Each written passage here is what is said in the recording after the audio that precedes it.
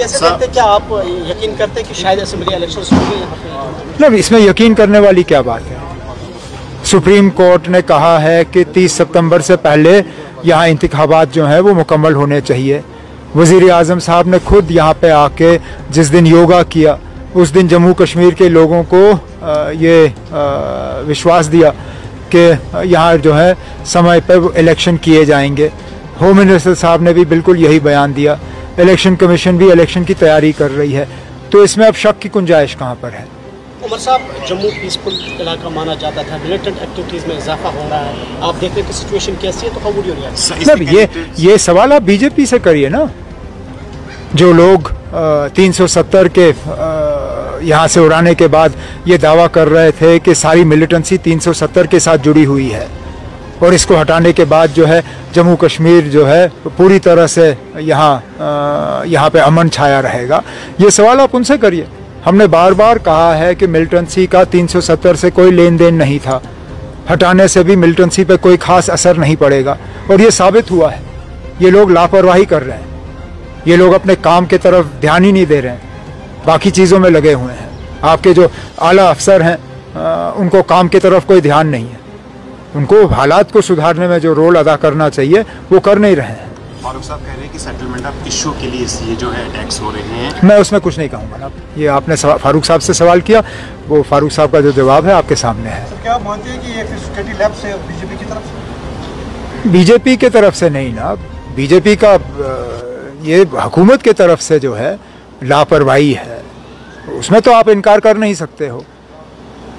हालात जो हैं दिन ब दिन और ज़्यादा ख़राब होते जा रहे हैं। इसके लिए कसूरवार कौन है?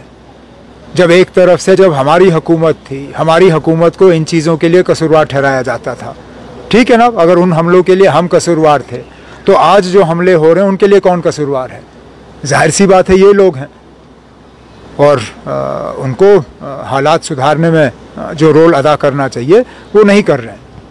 अब हम यही उम्मीद कर सकते हैं कि ये जो सीनियर पोस्टों पे बैठे हुए हैं, चाहे वो राजभवन हो चाहे वो राजभवन के एडवाइज़र हों, मेहरबानी करके अपने ऐश व आराम को छोड़ें और अपने काम की तरफ जो है ज़्यादा तवज्जो दें। एज ए ग्रोइंग डिमांड की इंडिया को रिस्पॉन्ड करना चाहिए और जो मिलिटेंट बेसिस पीओके में उनको स्ट्राइक करना चाहिए। मेरा उसमें कोई कहना नहीं है ना, जो मैंने इस तरह की कोई डिमांड सुनी नहीं है और इस तरह के फ़ैसले हम जैसे लोग नहीं करते। इस तरह के फ़ैसले जो हैं वो बड़े पैमाने पे होते हैं, लेकिन इससे पहले भी आपने स्ट्राइक किया, क्या ये हमले रुके? आपने बढ़ चढ़ के जो है बालाकोट में स्ट्राइक करने का दावा किया, उसके बावजूद जम्मू कश्मीर में मिलिटेंसी ख़त्म नहीं हुई।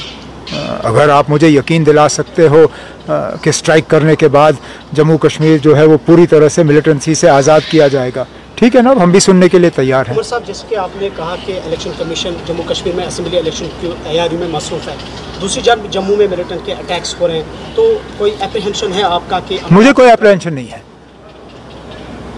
अगर हमारे होम मिनिस्टर और प्राइम मिनिस्टर जो हैं वो इन ताकतों के सामने झुकने के लिए तैयार नहीं हैं तो फिर वक्त पे इलेक्शन होंगे। लेकिन अगर हमारे प्राइम मिनिस्टर होम मिनिस्टर के पैर थोड़े हिल गए और वो इन ताकतों के सामने झुक गए और इन हमलों के बाद उन्होंने इलेक्शन पोस्टपोन किया, तो मुझे लगता है वो हमारे मुल्क के लिए एक बहुत बुरी बात होगी। ये हमले अगर किए जा रहे हैं इलेक्शन पोस्टपोन करने के लिए, तो फिर मैं तो यही उम्मीद करूँगा कि हम इन ताकतों को कामयाब होने नहीं देंगे। लेकिन अगर हमारी जो केंद्रीय सतह पे लीडरशिप है, अगर वो इन ताकतों के सामने झुकना चाहेगी तो ये फ़ैसला उनका होगा।